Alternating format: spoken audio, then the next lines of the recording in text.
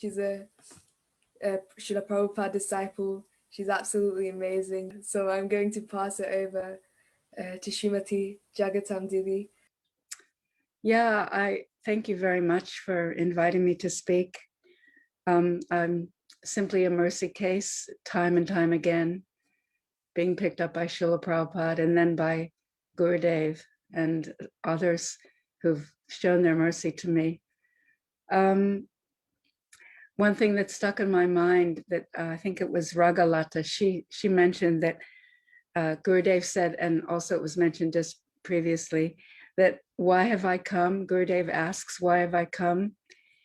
And he says, I have heard hearts crying.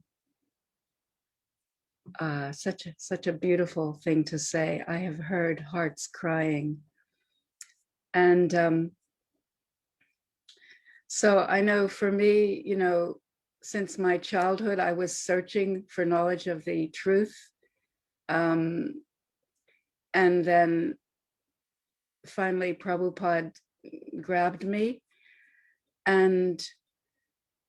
But after Srila Prabhupada left, a few years later, I was actually literally full on crying, like I think for a period of about 3 months without stopping. I remember even the carpet was getting wet because I knew that I needed some further guidance. And finally, at one point through that intense time of grieving, really, like, and praying and crying, I called my god sister Yashashvini and I said, look, I said, I have so many anarthas, I need help. And she said, I heard that if there's a pure devotee on the planet and you pray to that pure devotee, they will pull your anarthas out of your heart. And so then she told me about Srila Narayan Maharaj. And of course, at that time, I had not met him or heard of him. I think I've seen a picture of him. So I began to sit down in meditation and very deeply pray to him. Please take this anartha of lust out of my heart. And oh my God, I had the most amazing response to that prayer. I actually literally, that the personification of lust came out of my heart and began laughing at me and said, oh, you want to get rid of me now? And I said, yes. He said, okay, I'm going.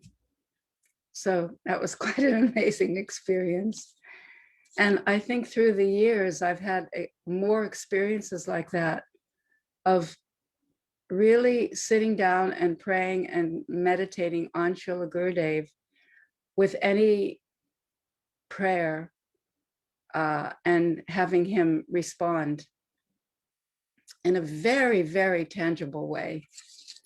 And also sometimes writing to Gurudev, writing the letter out. Of course, that was many years ago, specifically one time in Vrindavan, writing the letter out to Gurudev, but not sending it to him. But before that letter was sent, my answer came to me. So I understand that if you take shelter, well, I can't say take shelter. They've come to me and they've given me shelter, like a kitten who picks up her, like a cat who picks up her kitten in her mouth. You know, these pure devotees have come to me due to their causeless mercy. And before I sent that letter, the answer came to me, and this happened several times with Gurudev. So I heard that when the pure devotee is on the planet and you pray, then you make that connection. And if the Uttama Adhikari,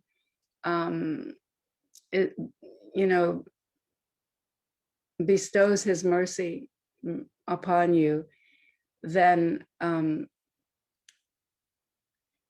that transformation in the heart can take place.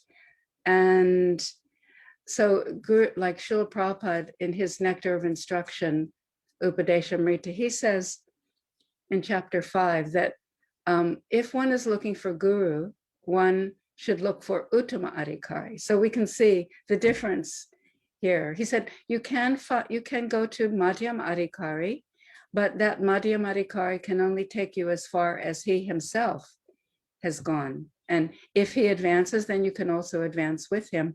But the Uttama Adhikari is already in his Swarup, already connected with the divine couple.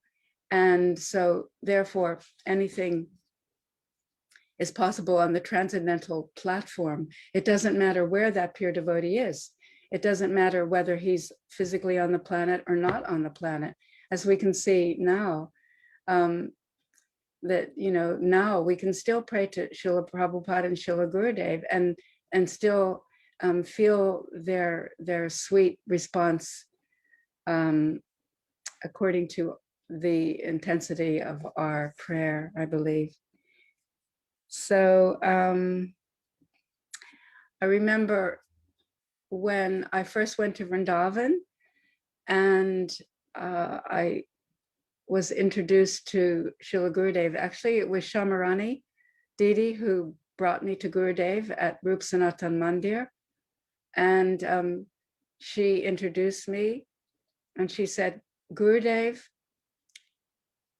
this is Jagattama. She wants to improve her chanting. So Gurudev looked at me and he said, oh, you must become a street beggar.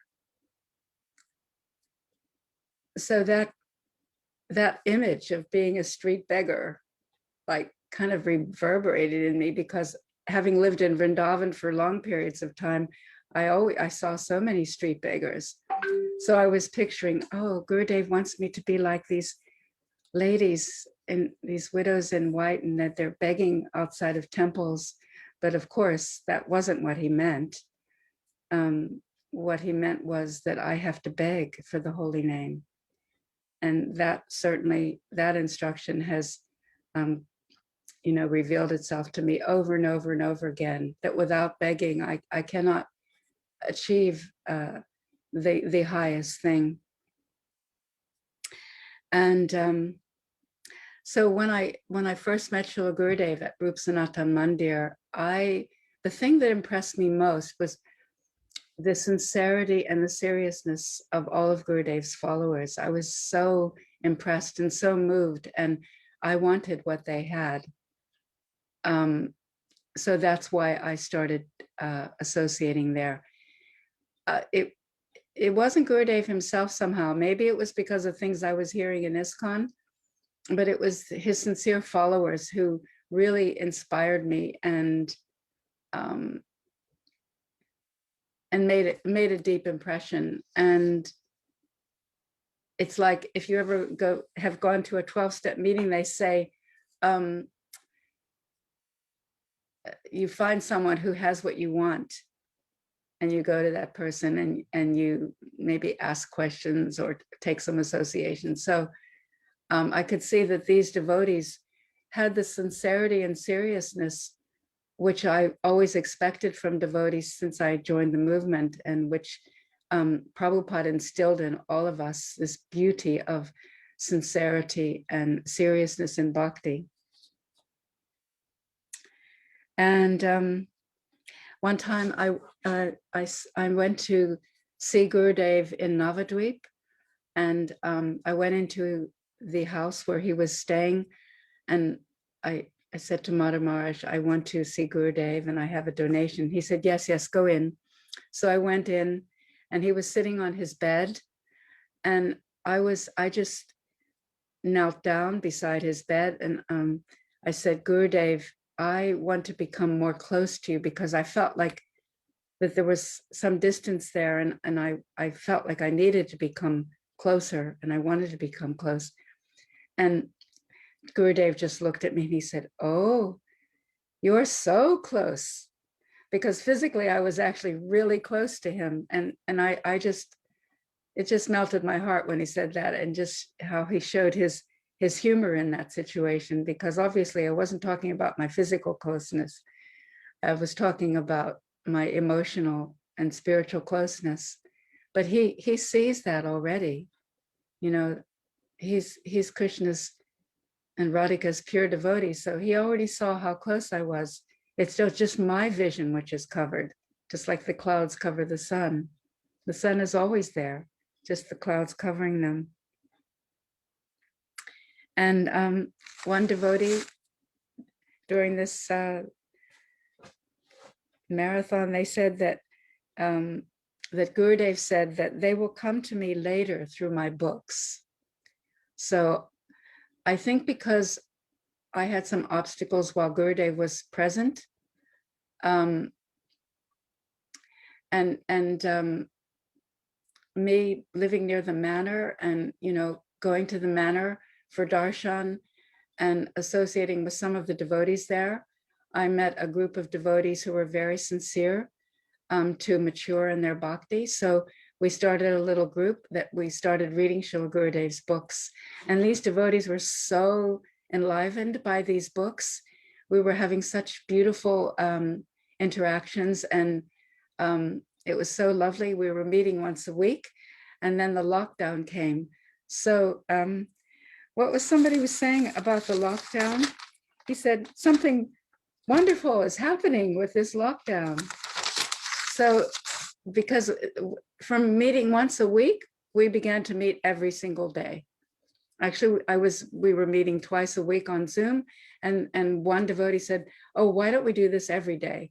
So every day, getting together and reading from Srila Gurudev's books. And right now we're reading from Going Beyond Vaikuntha, which is the second reading. And every time we read it, so many more nectar, so much more beauty comes. And we can see the difference from hearing from the Uttama Adhikari, the pure devotee, and the effect that it has on the heart. Srila Prabhupada said in the very first canto of Srimad Bhagavatam that a devotee, in order to advance in bhakti, must always have association with two Bhagavats, the person Bhagavat and the book Bhagavat. In the absence of person Bhagavat, then book Bhagavat must be there. So I had the wonderful, grace and opportunity to connect with Srila Prabhupada personally, and also through his books, through so many years. Prabhupada used to say that my ecstasy, Krishna is on every page of the Bhagavatam. So, and he said, these are my ecstasies. And I used to feel that from reading Prabhupada's books. And I read Bhagavatam right through to the 9th canto 9 times. So, still needing guidance, Srila Gurudev very, very mercifully came into my life. And even though I somehow felt distance, Gurudev never was distant from me. He always did something to make me know that he was there for me. And I remember one time in Mathura, we were sitting in front of him. He was giving a lecture, and for about, it seemed like 5 minutes, although even that amount of time seemed like an eternity. But during the lecture, for that amount of time, he was actually looking directly at me, and I could feel transformations happening in my heart. And so he wasn't bothered by my blockages, and he wasn't bothered by the clouds that were there. And now that I'm able to share the nectar of his words through his books with other devotees, I just feel so enlivened. I feel so grateful that I have that service to do. And so I'll just wind down now, and I just express my gratitude to Yashodanandan and to all of you beautiful team members for creating this amazing Zoomathon. Thank you very much, Dai. Vanchakalpatarubhyascha kripasindhuvyevacha patitanam pavanebhyo vaishnavebhyo namo namaha. Wow. Thank you so much, Didi. That's so beautiful. I just your sweetness just really gets to my heart every single time that you speak.